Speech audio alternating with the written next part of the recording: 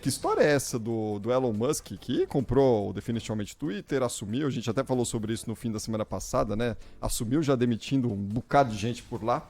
Que história é essa dele ter palpitado sobre o que está acontecendo aqui no Brasil? O que o Elon Musk sinalizou aí em relação à rede social, na atuação da rede social aqui no Brasil? Na verdade, ele não palpitou, né? Ele foi informado por brasileiros na conta dele, em resposta a posts que ele publicou ou havia publicado, afirmando ou reafirmando os compromissos dele com a liberdade de expressão, né?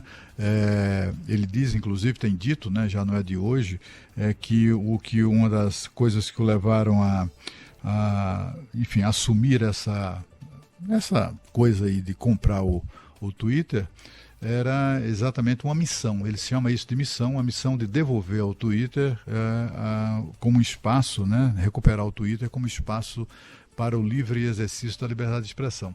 E aí os brasileiros, vários brasileiros, começaram a escrever para ele, apesar disso, aqui no Brasil, o Twitter está censurando posts, está cancelando, enfim, alguns dos seus algumas contas, etc. e tal, a mando do Tribunal Superior Eleitoral. E aí ele reagiu com espanto, ele não sabia. Né? Também é o seguinte, essas pessoas, o Brasil é uma coisa completamente fora do radar deles, né? A não ser muito excepcionalmente. E esse é um desses casos. Assim, ele se revelou espantado, surpreso, e disse que ia tomar providências, que ia agir.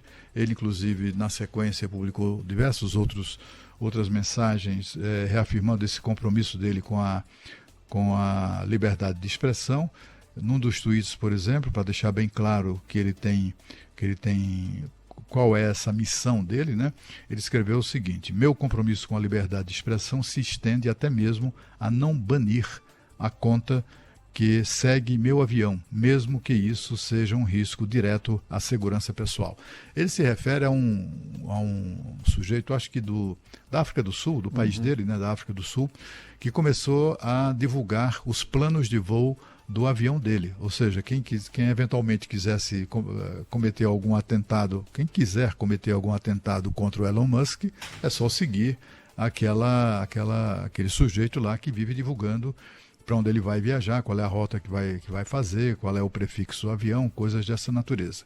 E ele disse que ele tem compromisso tão firme com a liberdade de expressão que nem mesmo esse sujeito que tem conta no Twitter, ele decidiu banir a conta porque ele acha que o cara lá tem plena liberdade e autonomia para publicar o que ele achar que deve na sua conta no Twitter.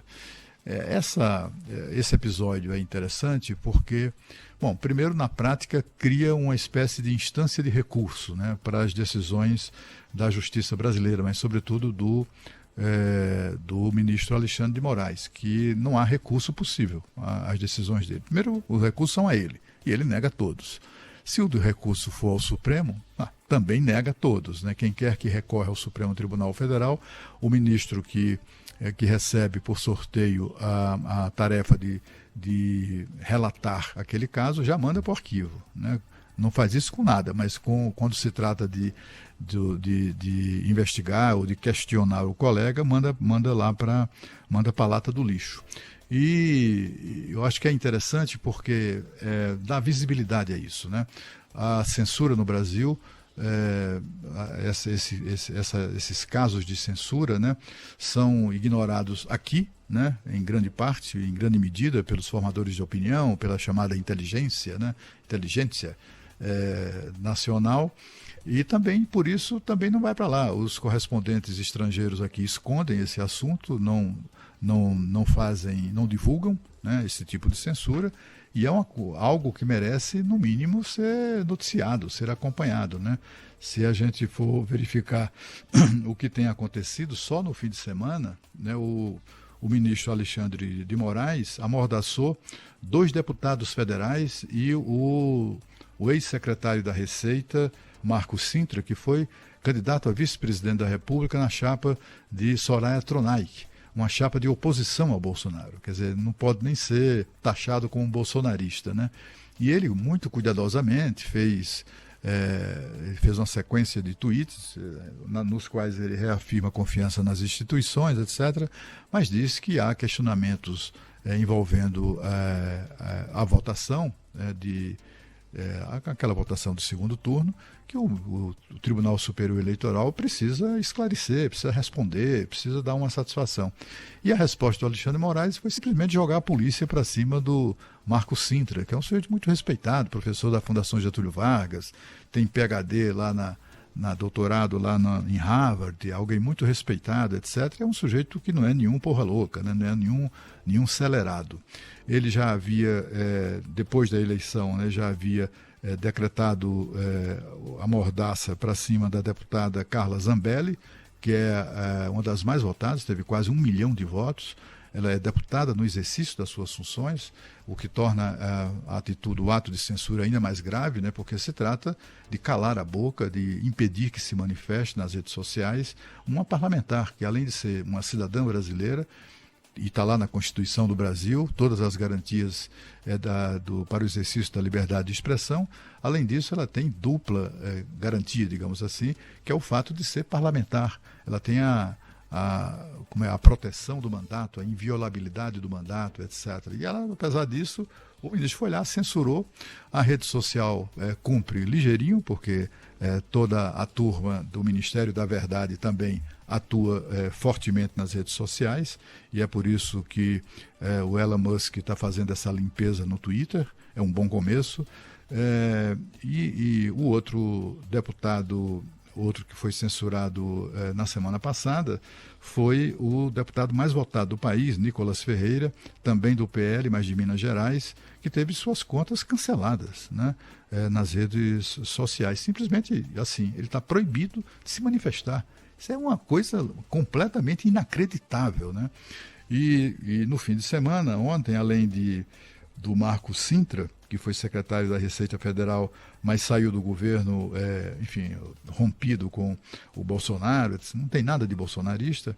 Além dele, também foram calados, né, silenciados, os deputados Coronel Tadeu, do PL de São Paulo, e Major Vitor Hugo, do PL de Goiás, né? Esse tipo de atitude que vem sendo ignorada, né, no Brasil e, portanto, também no exterior, agora terá talvez uma nova dimensão, né, porque é assim, sobretudo nos Estados Unidos, lá os valores como esse da liberdade de expressão são muito cultuados, são inegociáveis. No Brasil devia ser também, né, ou pelo menos está na Constituição que o é. Mas só que não, né? Aqui no Brasil as coisas costumam ser relativizadas, inclusive direitos tão fundamentais quanto esse, né? Eu sempre me lembro, na verdade são versos, né? Que são de um pastor alemão chamado Martin Niemöller, em que ele é um poema, né? Que ele diz coisas que calam fundo, né? Ele diz o seguinte: um dia vieram e levaram meu vizinho que era judeu. Como eu não sou judeu, eu não me incomodei. No dia seguinte vieram e levaram meu outro vizinho, que era comunista. Como eu não sou comunista, também não me incomodei. No terceiro dia vieram e levaram meu vizinho católico. Como eu não sou católico, não me incomodei. No quarto dia vieram e me levaram. E já não havia mais ninguém para reclamar.